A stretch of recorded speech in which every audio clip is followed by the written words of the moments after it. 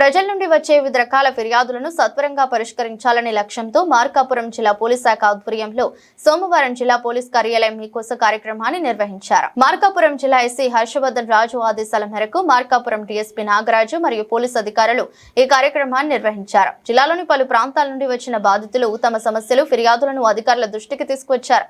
ఈ సందర్భంగా డీఎస్పీ నాగరాజు ఫిర్యాదుదారులతో నేరుగా మాట్లాడి వారి సమస్యలను సవివరంగా తెలుసుకున్నారు. అందిన ప్రతి ఫిర్యాదుపై చట్ట ప్రకారం సమగ్ర విచారణ నిర్వహించి బాధితులకు న్యాయం జరిగేలా చర్యలు తీసుకుంటామని హామీ ఇచ్చారు.